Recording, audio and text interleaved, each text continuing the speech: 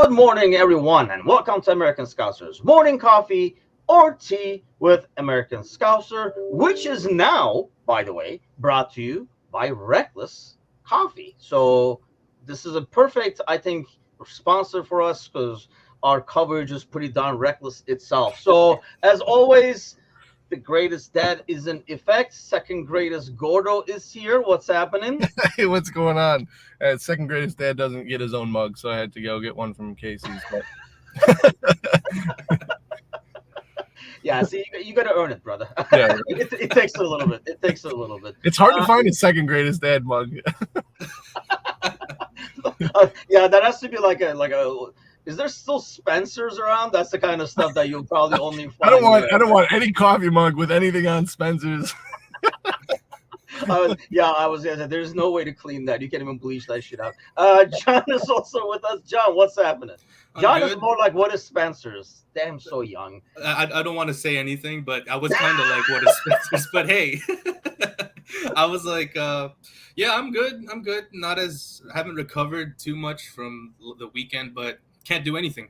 Can't do anything, guys. Can't do anything. Yeah. Can't do anything is right. Are you guys happy with this? But yeah, let's talk a little bit about this. So we can definitely give them a plug because this is our first episode with them. I'll shoot a link right here. And shortly, we'll be able to actually vouch for the coffee itself. But definitely a great way to support us as well as a fellow Red. Because obviously, if we have a sponsor, the owner is a fellow Red as well. RecklessCoffeeRoasters.com.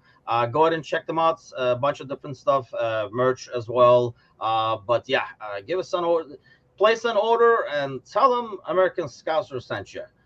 Maybe don't tell them because God knows that might backfire on you. Maybe don't say that. Just go buy the coffee and try the coffee. But yeah, so thanks to Reckless for sponsoring the morning show. A shit show this will be a lot. I mean, but hey. One thing I've learned, guys, after watching the VAR audio yesterday that got released is whatever we do, it will never be a bigger shit show than what these guys are doing on a daily basis there. So every time my anger kind of subsides about the weekend, it just becomes like I'm like, okay, like I'll go back to work, do whatever I was doing. And then some new thing happens and I go back to square one. It's been like this since freaking like Saturday. Just can't get out of it. So what do we make of this? The audio came out. John, you were saying you had, there was nothing you could do. There's absolutely nothing they can do. It's like a total shit show when they're talking about it. What do you make of it? Like, did it make it better for you? Did it make it worse for you? I'm honestly speechless when I heard it. Like, I expected incompetence, right? But I did not expect this level of incompetence. I think it was Bickler saying and talking about it in the writers' chat, like, we might as well have just not heard it because it makes everything absolutely worse. Like, I don't know, man. I've coordinated better with my buddies playing video games than these idiots have coordinated in terms of like being referees in the biggest league in the world. So honestly, like, I want to go off, but part of me, like you're saying, Tim, every time I try and avoid everything football, I go into social media and then there's like this little snippet regarding the VAR news. It's just incredible. It's everywhere. And as much as I want to go off, I'm honestly speechless. It's just absolute incompetence. It's mind-boggling in several ways. I guess the biggest part as I listened to it, and that's what I was mainly listening for, Gordo, is we could almost envision what happens with the check, right? Like as they're checking outside. And they kind of gave the explanation, like they kind of like told us how they fucked up. So it's like, okay, so this is how you guys screwed up. I really wanted to listen to Nelson says it sounded like every argument I had with my wife, just people talking over each other. So I mean, that's the thing, it's chaotic, right? I don't know if it is, I mean, they're kind of like used to this chaos, perhaps. Like they were like, this is how we roll. And let's face it, if they were checking it within that chaos, it's fine. Like if they were checking outside, it might sound chaotic to us, but they're like, hey, this is how we roll. And they checked, draw the lines, blah, blah, blah. Like it's like tick, tick, tick, tick. I understand it has to be fast. And whenever something has to be fast, it is going to sound a little chaotic. I think like a lot of people, I've heard that as like the main complaint. I'm okay with that. The part I wanted to listen to was immediately after like the gameplay started again. So let me ask you that. And mind you, it's not even the VAR that notices it, but it's the dude that we were talking about on Monday saying like, you guys know they're playing, right? Like they did not understand what you guys are saying, kind of thing. Yeah. So that guy is like, are you guys happy with this? Because it's still, He and said it like honestly, 6 dude, like times. I was telling you before the show, every time he was saying that, all I could think of was like a dude at your table, like putting pepper on the thing. Like, are you guys happy with it? Say when. Like, why wouldn't he be like, stop, stop, stop? We screwed up, and just act like, you guys happy with this? Yeah. That guy needs a raise. That one needs a raise because he's the only one that was paying attention. In But some ways, I guess. it's there's two main things I took from this. The first one is, well, now we know why there's so many bad decisions, because it is chaotic in there and they're just talking over each other and yelling, all this jargon. I don't even think that they understood. It's like it sounded like they had made up jargon for certain things they were doing, like 2 clicks to the left, let's get a square on the road and the foot there, and 1, 2, 4, 6, 7, and yes, that's it. Great job. And it was just like, so, and there's like 3 people doing that kind of thing where they're all on their own page. And I'm like, oh, well, that's why VAR sucks. And the second thing is that I took from all this is it wasn't doctored. I was really worried that they'd had all this time and they were going to cut and splice and make it very, presentable and everything. And really, they just made themselves look as stupid as we all thought they were. And so I was like, wow, this is the actual audio, because there's no way that this is edited. I love how they cut off with a cuss as well. Just like, oh shit, Yeah. and then it cuts off. Yeah. It's like... But the other thing is, like, if you make that big of a blunder, why can't you stop the game? There's nothing we can do. They've been playing for 2 seconds. It's still in the defensive zone. Why can't you stop the game?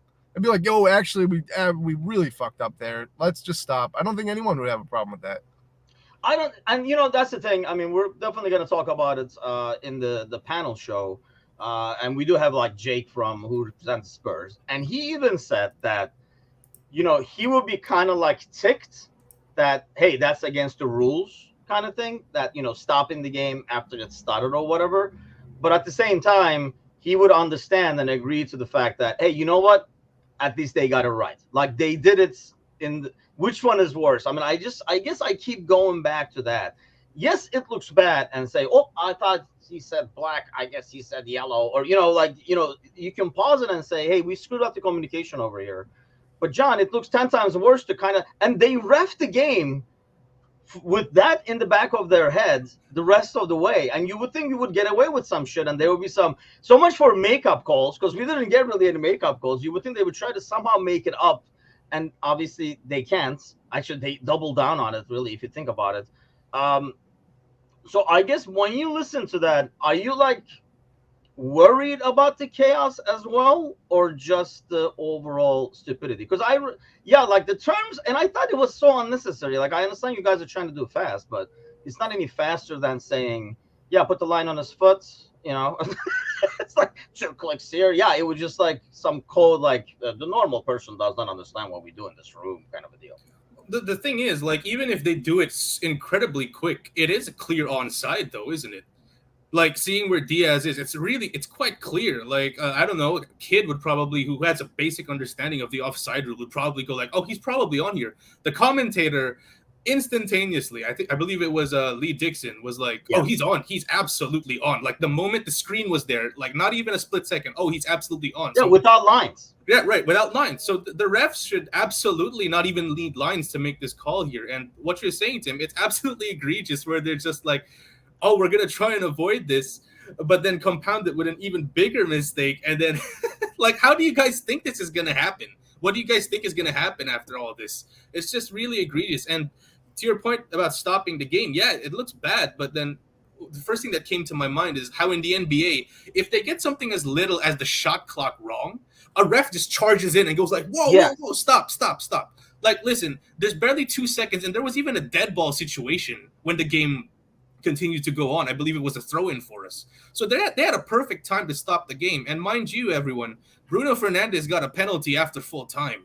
Yep. So this isn't even like a unique situation where like a ref can't do anything like in the middle of the game and suddenly award something out of nowhere, because it has been done. So everyone has to wonder, like, Why is it now? And it goes back to what you're saying, Tim, about the inconsistency. One game, it's everyone's following the rules to the letter. Now there's a lot of interpretation. And then the other game is like a mix of both. So like as fans, we just want a product that represents supposedly the best league in the world. And this refereeing, the players might show it, the managers might show it, but the referees, absolutely not. Absolutely not. I'm actually glad you brought that example. Sparky says it's not American sports, so that shit happens. Let it go. Tell that to Klopp, though. But shit does not happen. Shit should Yeah. not happen. And I think the problem is if you just say, "Oh, shit happens," it will happen all the freaking time. There's so many ways to prevent this from happening, and the way it happens is just not acceptable. This is not human error. The guy raising the flag is human error. Yeah. Because he didn't see it. It's a split decision. That I can understand. All the other stuff I can't understand because it's not human error. It's first of all, it's humans. There's like a bunch of dudes in that room. There's a monitor and technology in that room, so it's not only human. And Right. I know, like Ryan says, the terminology should change, and that's my biggest concern. Is that's what it's going to be at the end. And I knew that from the get-go when they said, "Oh, this is why it happened." It was going to be that. Oh, now I guess we're gonna have to say more than just check complete. We have to say it's a goal too and stuff like that. And they're gonna make it like that. But my thing, Gordo, was, I mean, when we were talking about that, like my wife actually brought up the same example. It's like when this happens in the NFL, there's like 85 refs putting themselves like in danger by like diving in between linebackers, saying like stop, like that play shouldn't have happened and stuff. But if the kick has been taken from the wrong spot. Right. Yeah. Let's go back to the soccer analogy because Sparky wants it soccer. Let's go back to the soccer analogy. If the kick is taken from the wrong spot, they don't say, "Oh yeah, shit, he kicked it now." They're like, "No, take the ball 10 yards back and kick it from there." So obviously it's doable. Well, yeah, and that's the big thing is that, and I'm in total agreement. It's always been that way. You don't get calls, you get calls here and there. But we have VAR. I think we can accept that if it's just refs. And I think we always have accepted that with this sport is, you're going to win some, you're going to lose some calls. Hopefully by the end of the 38 game season, it levels out and you've got as many calls as you didn't get. But with VAR, I don't think that's acceptable. And now we can see, and it's not just with this game. It's with this whole season so far and in past seasons as well, but it's becoming really evident that VAR is being used to protect the referees instead of assist them. It's more of like, let's take a look at this and go, if he gives a handball in real time, I could see how he gave a handball, stick with it. Or if he doesn't give the handball for the same play, I can see why he didn't give the handball, let's stick with it. And so it's more of a protection device so they're implementing it incorrectly. I feel like, and that's really the issue. And that's what I have the problem with. If you're going to bring technology in, it's got to make it better. It can't be the same product because then just scrap it and we'll deal with the fact that refs are going to make shitty calls in real time. So I think that hurts. The one thing that's really bothering me and the one thing that I feel like it is like a married couple situation in my own head is like, you say something angrily and then you walk out of the room and then you're like, and one more thing. Like I keep coming back and getting angry. Is like I go on social media, like John said, and then I see something else from like a Tottenham supporter or something. I mean, a lot of like banter groups because I just think it's funny, and I feel like it's like, oh, always the victims. Like there was 12. We had 12 decisions last year with VAR that changed the decision, and 8 of them went our way and 4 didn't. We ended up getting second most points from VAR. But I think this is like Liverpool going on a crusade for the Premier League, and everyone's thinking that we're doing it for ourselves. And really, it's like everyone complains about VAR, and now we're finally like a big club going after it for the benefit of everyone else. And no one can get over the fact that we're just complaining about this game. And I think, yes, the game sucks, but the bigger picture is let's fucking change this because it's not working. And we're doing it for everybody else. And instead of everybody getting behind us, it's like, oh, always the victims. Oh, they're crying about something else. So that's what's really bothering me. It does because there's a lot of that. But I'll be honest, I have seen a lot more than usual of other fans kind of supporting it because I think we have all been screwed at one point or another. Everybody has been screwed, except maybe when you're City or somebody. But you know, they are looking at it, and you can almost like, you see some, like when you see somebody like getting like hit in the balls or something, and you're like, ugh, like you can almost feel the pain because at one point you've been kicked or something like that too. I feel like that's like the reaction a lot of fans have. I mean, maybe I shouldn't use, after all, he has my genes as well. But like my brother, as like a litmus test for things like this, who's a United fan. I mean, he's like, that's bullshit. Like that is just pure bullshit. And when you listen to I mean, we were talking about the audio yesterday. He was like, that's just bullshit. Like, how does that even? That's mind-boggling. How that even can possibly happen. VAR would have been applauded if they had delayed the game and made the right call, says the Polish prince. Initial frustration, but the fans overall would have appreciated that. And I think that, I mean, you're already stopping the game. I guess that goes back to that, John. Like, they're talking really fast because they want to do this like fast because we don't want to. You're already stopping the game. Like that train has left, right? So we're stopping the game. That was the initial thing that I didn't want VAR for when, back in the day before VAR came into our lives. I was like, because that was the whole thing of the sport, the flow, right? So you messing with the flow. But if we're already stopping it, I don't care if it's 20 seconds, 25 seconds, it's already stopped. That flow is gone one way or the other. Unless you're doing it for like 10 minutes, I'm okay with it. Just get it right at least so that the stoppage is worthwhile. Yeah, I mean, technically the flow is kind of already stopped as well, because after everyone scores a goal, a perfectly good goal or a perfectly bad goal, there's always like a small check that happens for like 10 or 15 seconds. So technically the flow is already a little bit disrupted there. But, I digress. It's obviously much better to delay something and get it right than just go on and then, this whole shit is going to be talked about for like the next month or so. So listen, I don't know. Like, again, I was talking about us, the Premier League talking about themselves being the best league. You can't call yourself the best league and then look at this shit and just say that with a straight face. Like, honestly, that is the most clear onside call I've ever seen. And I don't know how they botched that, honestly.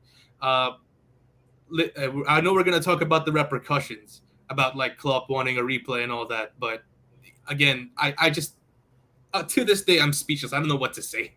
Like, and so let me ask you guys this then, because I mean, obviously the initial, when it first happened, before everything else came out and stuff, the fact that these guys went to Arab Emirates and ref the game like literally 2 days before this. So the initial thing was there's some kind of a conspiracy going on. What are the freaking chances 2 days later they kind of like hook up City, who had lost earlier in the day, so that you guys did not lose any ground, though we made sure, kind of a deal. But Mark Latzenberg says, oh man, those trips can be a bitch. Those long international trips take it out of you. And I don't know if he's over here trying to make an excuse, or he's, because it's not like they were dragged over there. I'm assuming, they were assigned over there and they're cool with it and they get paid for it. If you're not going to be able to do it, just don't freaking do it, instead of saying like, you go to work tired. But I mean, here's the thing, man, they're not working like a 12-hour shift. And it's not really, I work, then I watch a game. And I would think when I watch those games, I know if it was a goal on the field or not, because I'm watching the goddamn screen. And it does not take a lot out of me, Gordo, to watch a game for 2 hours and know what's going on the screen after I work. This is your freaking work. You're putting in a 2-hour shift. So, yeah. I mean, that has to be the lamest excuse I can think of. You're not running. 100%. You're sitting in a room. Yeah, tired or not tired, you can tell that that's not offsides. And I get maybe the confusion, but the fact that like nobody did anything, like the trip doesn't make any sense. And I think, I forget who said it in the chat just now, but like that's the one thing that I keep going back to is Matip doesn't put that an unfortunate own goal into the back of the net. I think all this is overshadowing the fact that 9-man Liverpool is fucking good. I mean, really good. And that's been bothering me, because I think like even despite all this, I mean, I think it's washing away some of the positives that we can take from this game. But yeah, going back to the trips, I mean, one, your employer should be telling you if they think it's going to affect you, your employer should be telling you, sorry, you can't go. Okay. Yeah. The second thing is if they're allowing you to go and you have a big game, because it's not just, this isn't, Wolves Brentford or something. This is the marquee match of the weekend, the flagship match of the weekend that they know everyone's going to be watching because, it's a late game in England. It's also like perfect time right before football in America that everyone's going to be looking at this. Then you don't take that trip. You don't take it because you have to be fully prepared to do this. And so I don't know, but I'm with you. You sit and watch. They're basically watching the game on TV. And I mean, like, come on, you have your coffee. You really don't have to be 100% awake, I feel like, to make the calls. And it looked like all the process looked correct up until the point where someone just decided that, check complete meant offsides. Yeah, I mean, if they need coffee, they can just go to our sponsor, Reckless Coffee Roasters, and Good order segue. something online and drink that shit and watch the damn game and focus on it. I just don't understand. I mean, how being tired can be an excuse for this. Maybe for the guy on the pitch, I could have understood that, right? Like, physically tired, or I can understand where there's a lot more focus required for the linesman because he's watching it live and he has to like pay attention to it, but not like the dude in the room. Like, you're not that intense in the action there. Somebody says, "Hey, check a look at this," I guess, and then which whatever the hell they were watching, because they clearly were not watching the game. How you do not know what the call on the field was is beyond me. That's not being tired. That's just irresponsible and incompetence, and you name it. So let's talk about consequences, which if there'll be, we will see what the. But I guess Klopp wants a replay, but he even says probably won't happen. And honestly, I don't see it happening because first of all, you can't recreate the same exact situation, so replays are always weird. And I do understand there's a slightly different precedent on this compared to others. But also, John, it does set a really brutal precedent for everything else. I know this is totally different than, what we've seen in the past. But what do you think? What is something that can happen that will satisfy you and say, you know what, I'll take that? What'll satisfy me? Oh, that's tough because I think we deserve. Well, I think we actually deserved all 3 points there because I feel like if we go down to 10, we win, right? But then that's a conversation for another day. In terms of what could realistically happen, nothing's gonna happen. And maybe there might be some changes in the terminology with the VAR, the refs on the field, and the linesmen and everyone involved are gonna be communicating better. I mean, I think that's the most realistic change and the most positive change that can come from this. And the fact that they were put in the public spotlight. Hell, I saw this dude from Anfield Rap getting interviewed by CNN regarding this. So, like, this thing is really big, right? So, like, the exposure and the fact that these guys have been put in such a negative light, I believe, is the best thing that we can take from it. They're actually going to be forced to take things, like, ultra seriously now. What they should have been doing from the start, right? But, hey, baby steps, right? Can't do anything. Can't do anything. Yeah, I mean, I guess that's probably. I mean, that's a good point. Because does this show, Gordo, that they can't be like, we'll just issue an apology and life goes on. Yeah. Oh, I gotta catch my flight to Arab Emirates, and then just like so. Does that almost like make it like, okay, we can't be doing this shit and just get away with just issuing an apology? Yeah, I mean, luckily, they are finally being held accountable for stuff that they're doing wrong. And much to John's point earlier, like, there's a bigger difference with this situation because not only did they immediately come out and say, we made a mistake. There's some that are like, the 50-50 challenge where Jones gets a red card. They didn't say that they made a mistake there. They thought, they made the right call. Even in this fixture alone, you can go back. The challenge by Skip was it last year? There was a 2-footed slide tackle by Kane on Robertson a couple years ago. And then there was the one with Jota where he high booted. I think that was Skip again. That was Skip, and goes on to score the game winner. So there's like, but those are all, I feel, still like 50-50, and you can kind of weasel your way out of it. Of like, this is why we thought it this, and this is why we thought it that. This is cut and dry, the wrong decision. So it's different. So I think that it is good to bring light. I'm glad that Liverpool are pressing on with it. It's unfortunate that there are some, idiots. Thankfully, it doesn't seem like any real professionals are calling this like a cry for Liverpool. I mean, Craig Burley agreed with us, and when Craig Burley gets angry and takes the side of Liverpool, you've got something. And then also I saw that Goldbridge on his latest podcast. Goldbridge, Richard Keys, like the who's who of Liverpool haters, even I agree. So exactly. So you have something, and I think it's time, and I'm glad that and unfortunate they got put in that light, because you don't want any like individual, because you think it's like the whole system screwed up. But I mean, I still don't get why like the whole team went to the Arab Emirates. Like, then get somebody that didn't. Like, split them up. Split them up then. Have 2 and 2, whatever. And then the two guys can... The paycheck from Arab Emirates is pretty high, so they gotta send somebody, semi higher profile and be like, hey, we gotta send someone who looks British. And then like they probably elect that way and send them over there. So that's I guess they hopefully.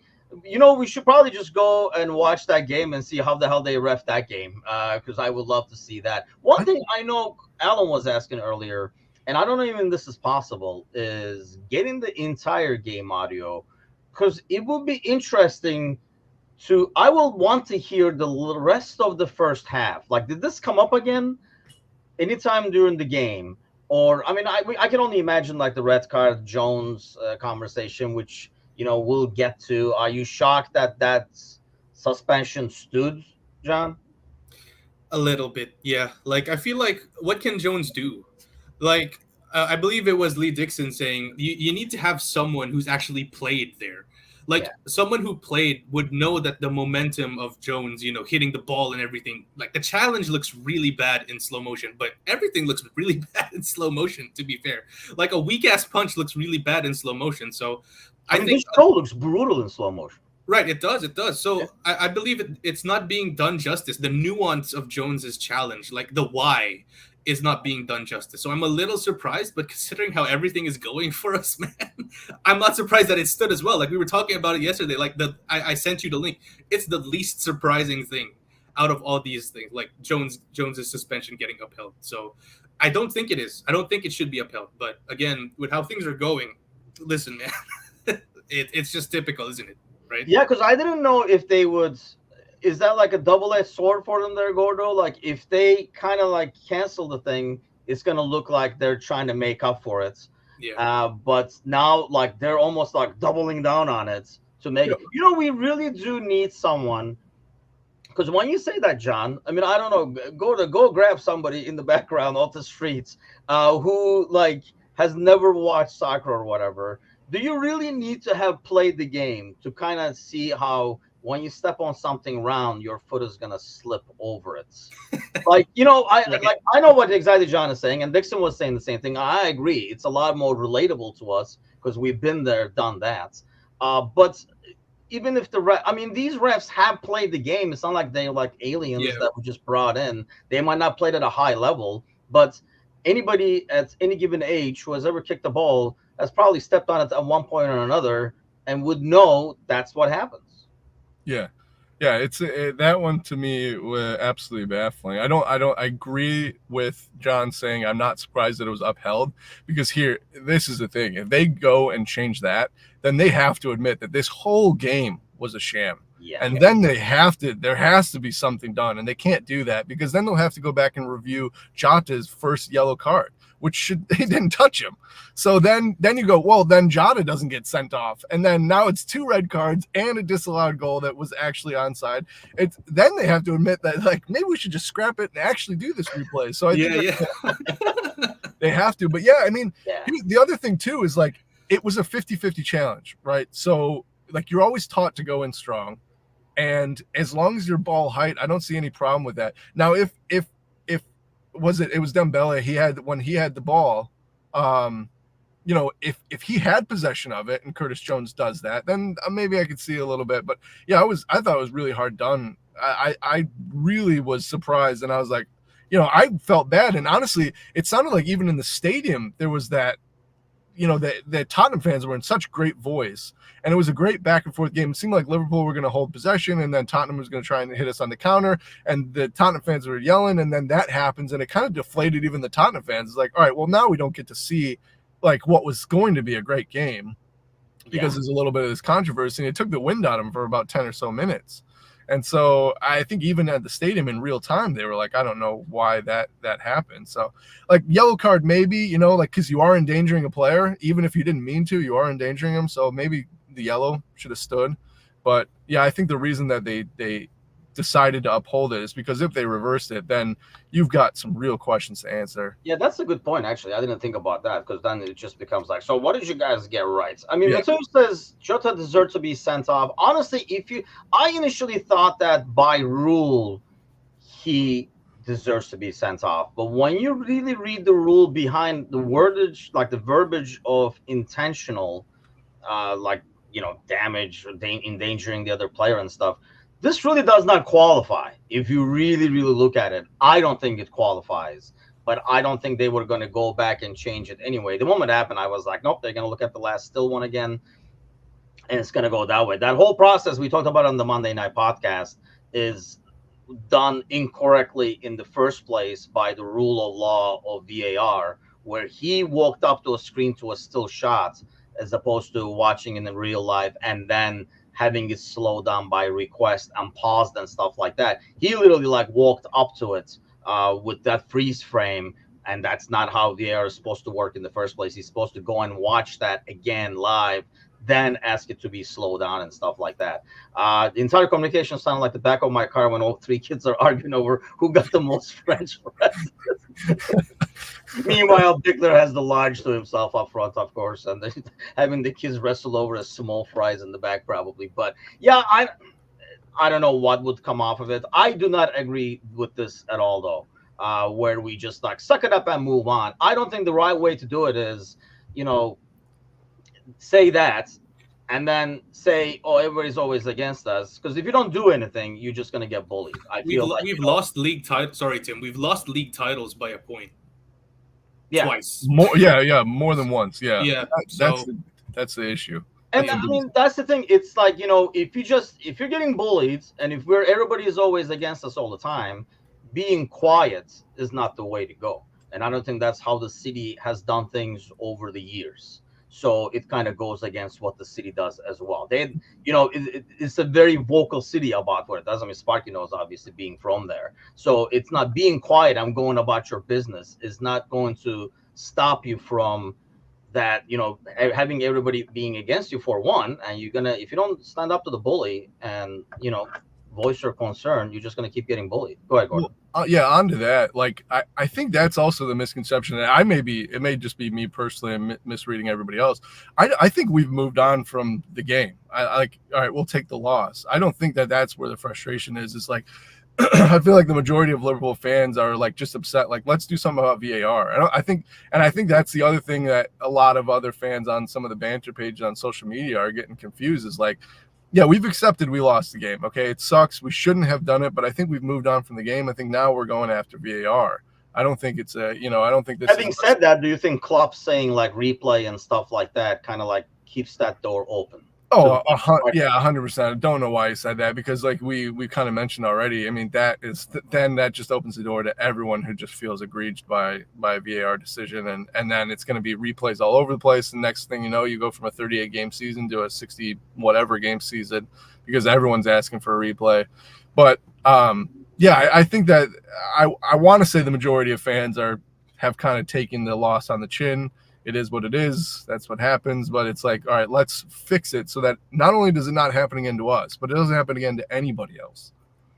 Yeah. And I think that's the thing. The discussion is going to be like, well, does this qualify for a replay? And then we're going to be we'll have a VAR room reviewing those things, but can't do anything, as John would say. Okay, I'm sure this will keep coming up and pissing us off. So let's get to a different one more thing.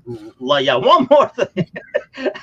Let's get to are you guys happy with this? Okay, let's get to something lighter, like the whoa, not this. Nobody wants to see that shit. Okay, let's get too to sexy. Something like, speaking of sexy, lighter, tighter, wet t-shirt concept jerseys that Castor has come up with over here. There's two layers to this. First of all, Gordo, isn't this shit being tested?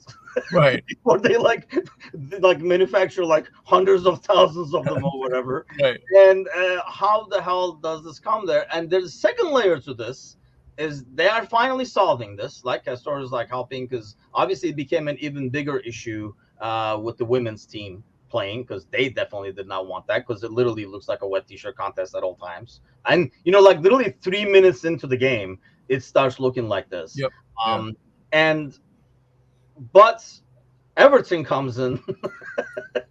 So add another comedic layer to it. Everton comes in and says, "Hey, wait, can we get those?" And they want to sign a contract for next year. List of excuses. It just builds. Jersey's too tight. That's why we suck.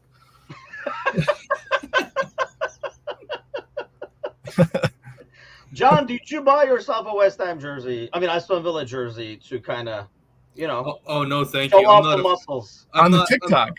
Oh TikTok, yeah, jeez. doing the dances.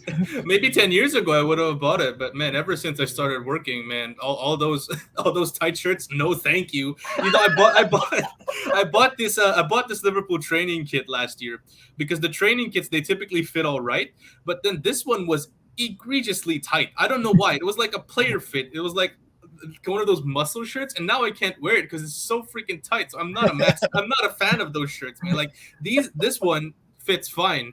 Like the other one, geez, I don't know why they made it ultra tight. So no, I am not gonna be buying one of those tight shirts anytime. You think you have issues now? In another 10 years, you will make regular loose fitting shirts look like they're like Villa jersey.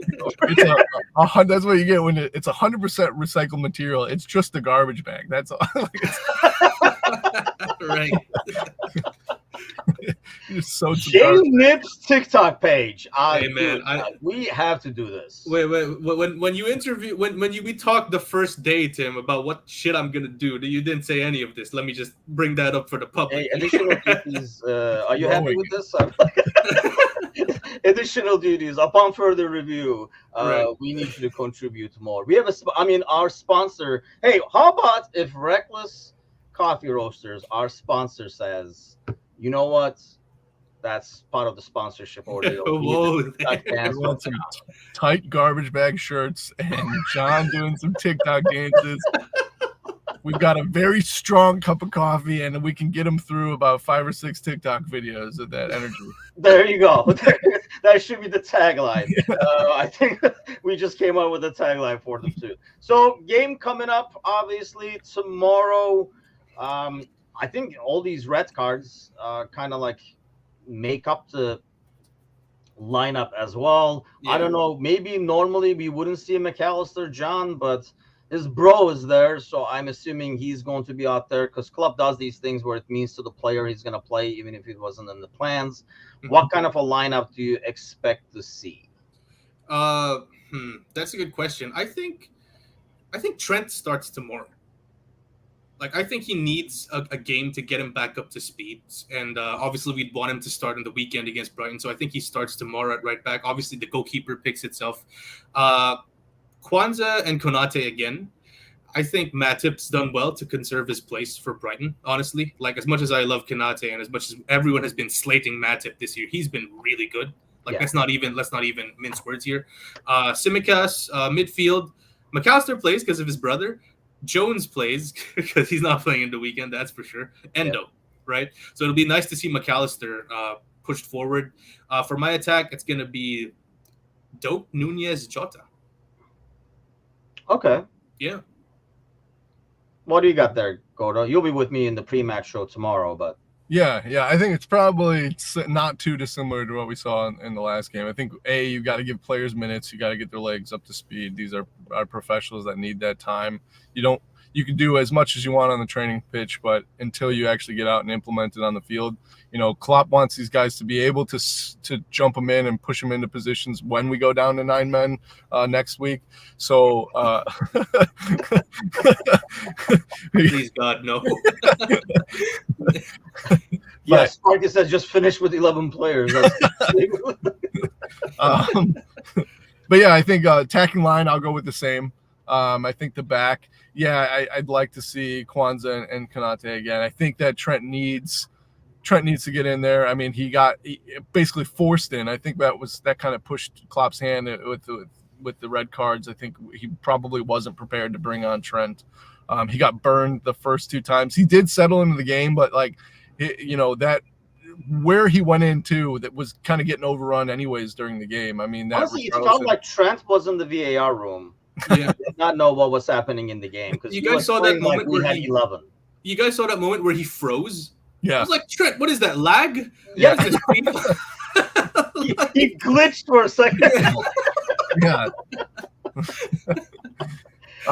He played like we had 11 for a little bit. Like he was I'm like, you realize there's nobody back there. Like, like, if you're not in there, we're down to 8 automatically. So get your butt back there. But yeah, I agree that he will probably need minutes. Yeah, go ahead. I think instead of McAllister, I'd probably put Gravenberch back in there with Endo. I think that I know that he wants he does this fun stuff with players, but I think McAllister's needed at the weekend. And I think that he also needs a break because let's not forget, playing with 9 men is not easy at all. And we were attacking. I mean, it wasn't like we just sat back and parked the bus. Like we were attacking. So he's gassed. I think you got to give his legs a rest, and get Gravenberch some minutes, and then bring him on in the 60th minute or whatever, and let him do his magic. When the game's kind of already set up. So I think that would be my only change to what John said. Yeah. Dave says, I'm really gunning to see Doak score and assist tomorrow. I always ask this because especially when we have lineups like this, John, where we see some new faces and stuff, are you still watching your boy Gravenberch because you bought stocks in him, or who are you mainly focusing on the game tomorrow? Well, it's kind of my bad because I didn't start him. When Gordo said that, Gravenberch, I was like, oh shit, this is kind of embarrassing on my part considering I invested a ton. I was thinking about that, but you have to have McAllister there, and if you're gonna put Endo and goes back to, unless we play Jones on the left, which is an experiment I despise, so I'm hoping not. But you have to play Jones just because he definitely can't play the weekend. So my thinking was I feel like he'd start Gravenberch in the weekend, and but then I wouldn't be opposed to him starting as well. So obviously, of course, it's kind of a given for me to see Gravenberch in, but I'm curious to see Nunez. Like, because obviously everyone was talking about his fitness and everything. He wasn't really fit enough to start the game against Spurs. We're going to see how he's going to be moving to start this game. Obviously, at Anfield, it's a different proposition. The team is probably the opposition is going to be probably sitting back more. We'll have most of the ball, and he'll have a lot of opportunities to get a few goals. So, obviously, I want more of the same for him, to have his confidence sky high, because against Brighton, it's going to be probably an open game, and we need him at his best there. So, definitely Darwin Nunez for me. And because we need him at his best, do you guys even start him? Because I can also see Gordo a front line of like Diaz, Jota, Doak. Yeah, I don't think I'd start him because of how lethal he's been off the bench. I mean, he's like Dirk Kuyt with a foot, right? Like his work, right? Like he can score beautiful goals. He's got the technicalities. Also can run very fast, which Dirk Kuyt couldn't but I absolutely love him. Absolute blue collar, and I think that's what we're seeing off of Nunez. So I would just keep him coming off the bench until we feel like he's earned an actual starting spot. And I've always thought he's been better coming on at 60 minutes. The defenders are tired. His work rate is like, holy crap, like it's basically like a flash in the dark when everyone's kind of already gassed a little bit from the pressure that we put on him. So I think that's what you do. I think you double him up as a super sub this tomorrow and then over the weekend. Ryan doesn't like my Diaz starts, but I don't know if I mean, the alternative to that is really putting Jones on the left. I don't think we've ever seen, but then who are you putting in the middle? Because there's obviously no Gakpo. Oh, so you're starting that. Yeah, we insist on Darwin. You're trying to rest. I mean, I'm more trying to rest Darwin. I don't want him to play and then, he pushed that muscle again and not be able to go against Brighton. I guess I want him for the weekend more than in this game right here. So you maybe start Jones on the left and see how things roll. If we need it, then you can kind of like bring him in off the bench, and then that opens the door in midfield for your boy Gravenberch over there. Early predictions from you guys. I start? Of course. The Timothy special. Really? Okay, that's what Sparky was going with. This is really catching on. You guys are really following the trend over here. You have to go with the Liverpool special now because Yeah. they're the But ones doing the work. I'd like to think that Tim trademarked that before we started doing that shit. Isn't that the? I know that's how it should be, but these things I just start a trend and move on. I just I don't dwell on it. I just go start a new trend. So hipster of you. Follow me on TikTok. Okay, so Champions League games. I don't know if you guys got a chance to take a look at them. I did watch the. Yeah, that's an experiment by itself, but I did watch the United Galatasaray game in the entirety. I usually do that Galazzo thing because I really like it, especially it's a lot better in Champions League, I feel like, than it is on Thursdays where there's just way too many games. So it just becomes like a nonstop highlight reel. You don't get any sense of any of the games. Whereas Right. I feel like Champions League, because of like it's less games, you can kind of get a feel of the game as they move around. I mean, there are some like shockers over there. I don't know if like the Arsenal one is a shocker as well, but did you get to catch any of them, Gordo?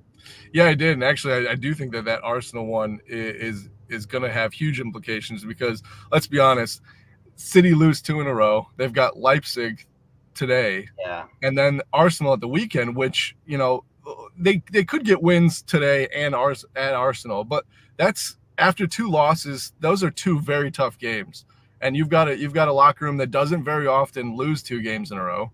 But Arsenal, unfortunately, Arteta goes for the win, plays a very strong lineup, and then loses Saka without a challenge. I mean, he pulls up. It wasn't a challenge. It wasn't a knock.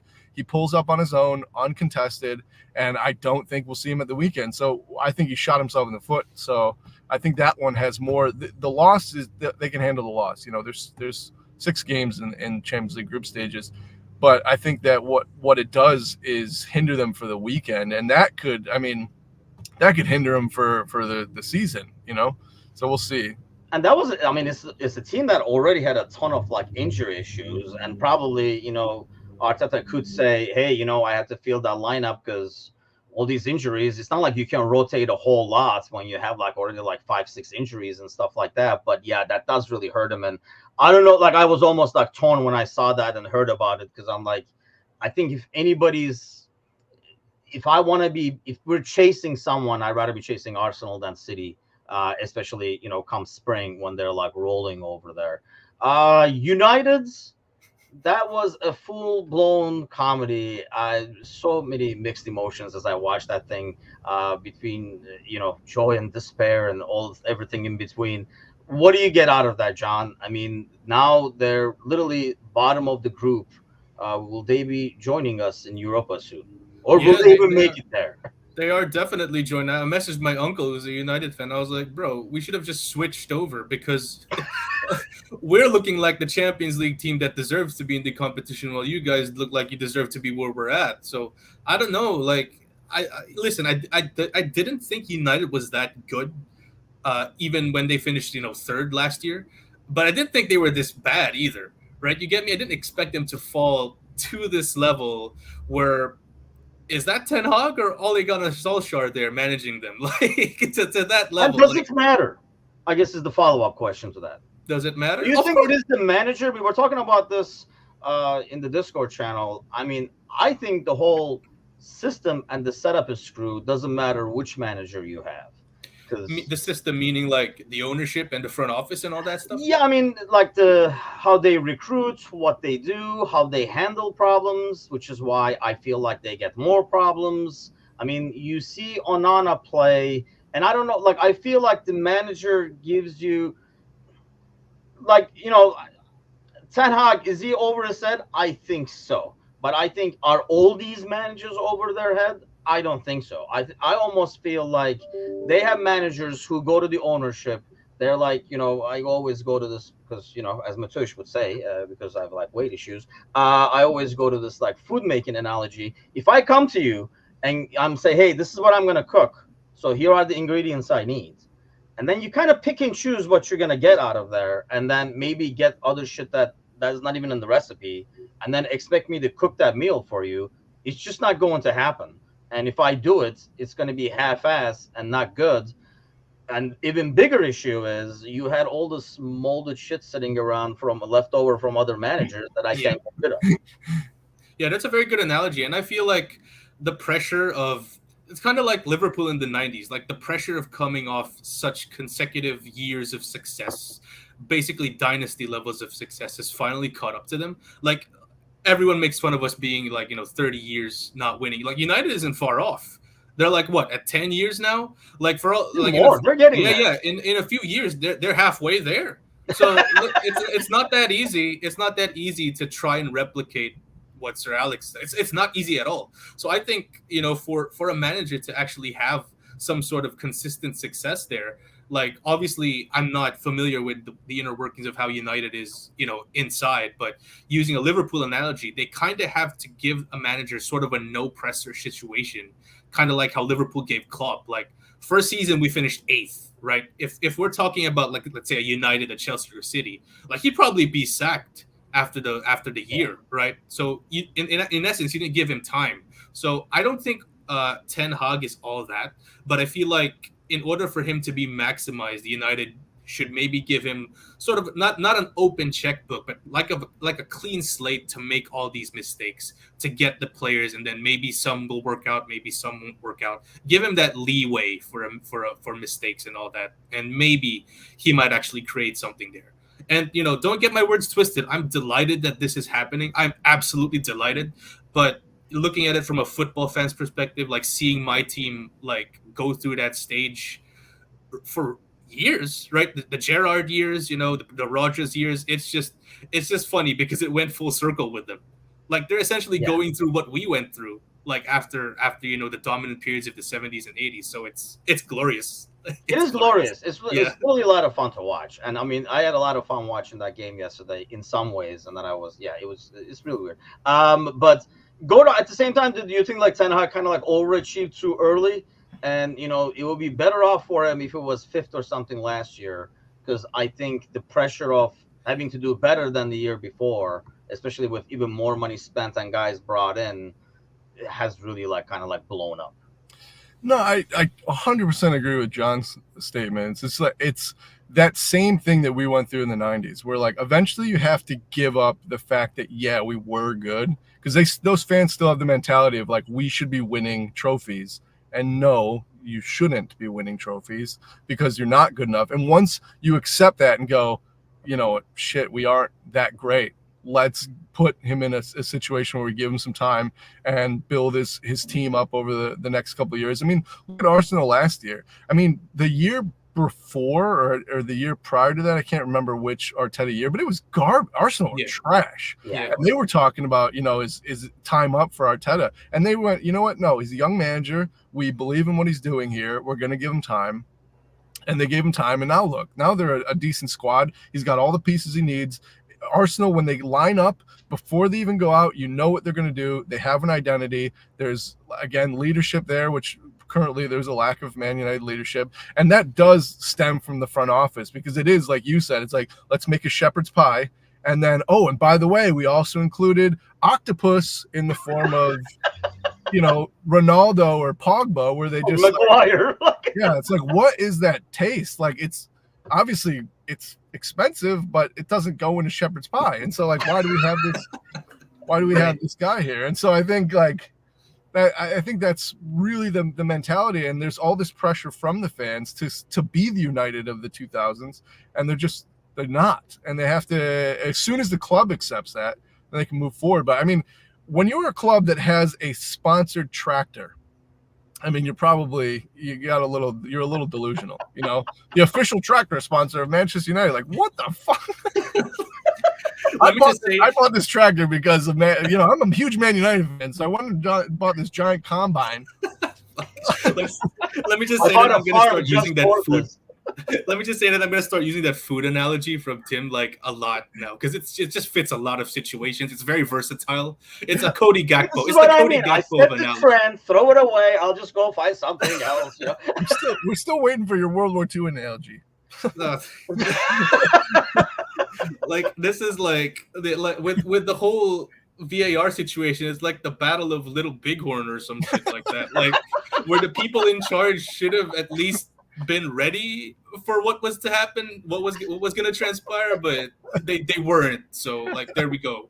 I guess I don't know. I mean, honestly, we were talking about it like before. Watching that game yesterday, I don't even know if I can come up with a scenario for you guys because I think the level of hatred for uh, Everton, especially, varies a lot amongst Liverpool fans. I mean, we kind of like got into a lot of discussions during like the relegation battles and stuff like that because people go for the city and stuff like that. Whereas, between Fenerbahce and Galatasaray, and Fenerbahce is my like hometown club.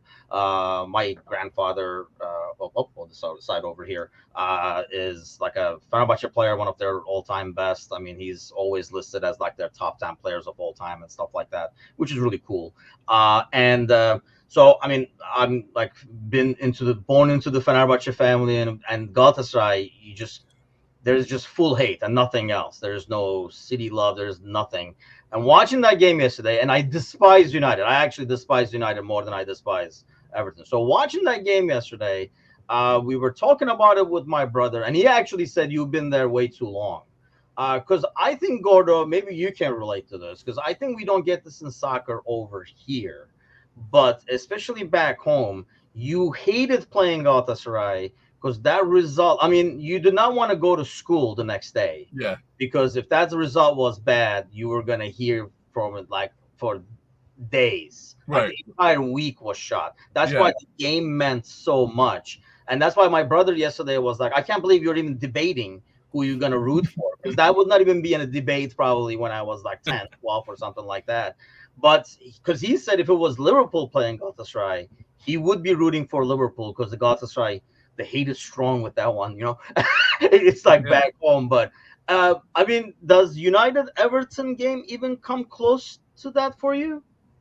Yeah, I mean, not so much now because like we're not competing for the same things that Everton are competing for. But maybe, I mean, there is a little bit of like if you slip up against Everton, like how embarrassing, because now it's not just we beat you, it's we beat you and we're in a relegation battle. So like maybe there is a little bit of that, but there is like this.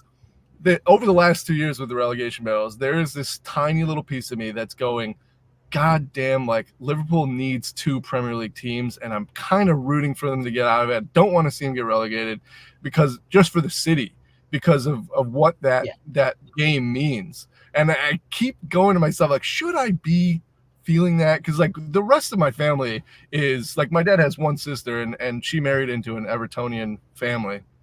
And so they all support Everton. And so it is still like a very divide of household game for me. But there is that little piece of me that is just like, can they just be like 11th or 12th, like a Crystal Palace or something, and, secure their place just so we have 2 teams.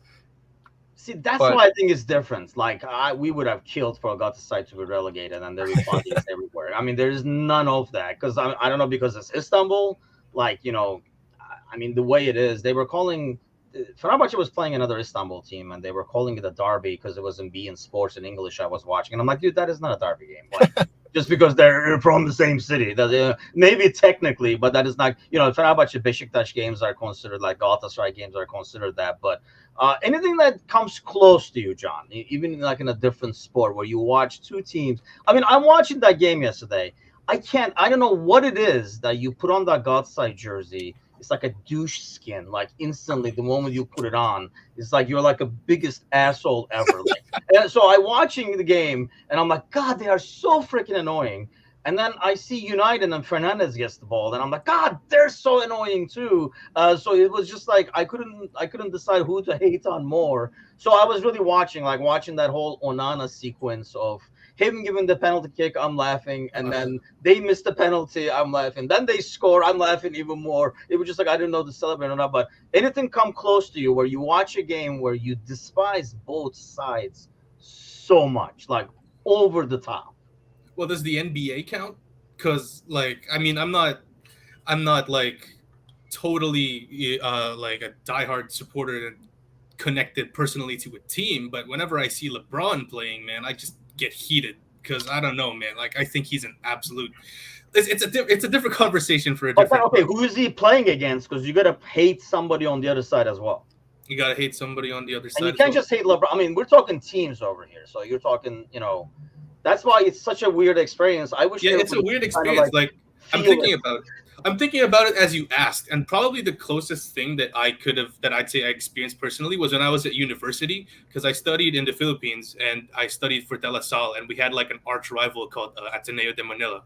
So they were like rivals ever since, because there was one like collegiate body governing everything to start when in the Philippines, early in the Philippines history was the NCAA, but then two schools, which was La Salle and Ateneo, they basically uh, moved away and formed their own like organization called UAAP. So like they're kind of like the founding members of that whole thing, which is why they're kind of like the rivals. And I've been to one game, and the hostility it's there, but it's not quite like the soccer levels of hostility. So like I Yeah, can't say, yeah, I don't know what it is. The soccer brings like extreme levels of that, yeah. and I don't know because it's more Everton United for me, says Ryan. I just hope the pitch sinks to the dark depths of the earth. Yeah, I mean, I was rooting for like 10 injuries, complete misery, and comedy on both sides, and I got a couple of You never want to wish injuries, but you do when United and Galatasaray are playing, and so there was a couple, and there was a lot of comedy and everything like that. But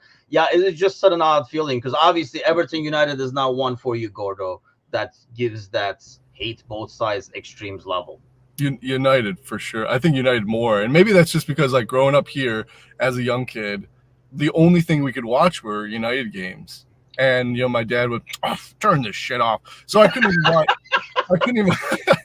I couldn't even watch games. I just had to, and then he'd tell he'd wake up early and go on the BBC, and then I'd wake up and find out how Liverpool did. I couldn't watch the games because all that was available. ESPN would only play Man United games, and I just hated their success. And I actually.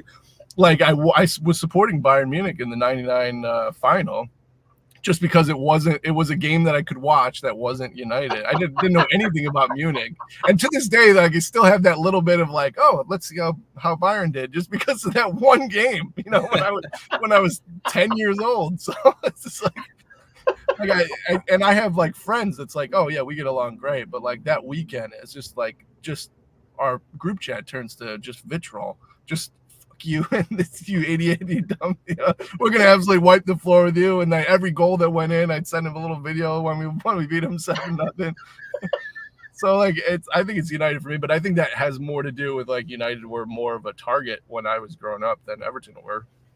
Yeah, I mean, like I say, the Galatasaray is an extreme, and United is definitely an extreme. I don't think like if Everton were playing Besiktas or something like that, I would have these feelings. It's like the oddest thing, and obviously I'm gonna have it like another month or so over here when they go to Istanbul. But yeah, it was just odd. It was just out of the body. I think it's like it's hard because in every sport we might have one team. It would be like Notre Dame playing the Cowboys or something like that. Like you would have to take different teams playing each other in different sports or something like that. But I achieved it yesterday with United Galatasaray, a spot I never thought I would. But yeah, it was interesting. So Ajax, yeah, because I saw them play United in Champions League against United years ago. I think there are like certain teams like growing up. You watch European soccer back in Turkey, and there's one team in every league that you're like, if anybody's gonna win it, I want them to win it. So like I love like after like '84, I love Liverpool and I like follow them. But if they happen to be showing like the Dutch league, yeah, then you're like you're watching them and you're rooting for like a specific team and stuff like that. But yeah, Manchester United Galatasaray is the depth of hell. I think I saw it. I've been there and I'm out of it. So it should be interesting for the second leg. But At least you had a fun time, right? I mean, honestly, yeah, it was. The first half was just odd because you want United to suffer, but you also want Galatasaray to suffer, and they both can suffer at the same time, except for the injuries. But it's still funny because whenever something good happens for one side, the other side is still suffering. So you're getting the joy of that, or you're kind of getting the like the cringe of the other one celebrating. Yeah, it's just like an odd feeling. I don't think many will experience it just because of like the depth of hate I have for both. But tomorrow, pre-match, Gordo will be with us. John is not going to be with us. He's going to be working, doing his TikTok videos. This is he's going to be doing a full-time job. He's got a flight to the UAE he's got to do, and then he's got to do some I better be garbage getting TikTok. I better be getting that generational wealth if I'm going to be over there. Yeah, but we'll be here joining starting the pre-match probably like right after the lineup comes up, so we'll be on air usually like 10-15 minutes after the lineup comes up. Let's see how right we are, let's see how wrong we are, and we shall see you guys then. Thanks a lot for all those joining. Do not forget to give us a like and a subscribe and all that good stuff at the end that I always hate. Thanks to Reckless for joining the American Scouser family and sponsoring this morning show. Go check them out at their website. The link is in the chats on YouTube as well as Facebook. And we'll see you guys tomorrow before the pre-match. Take care. Great process, lads.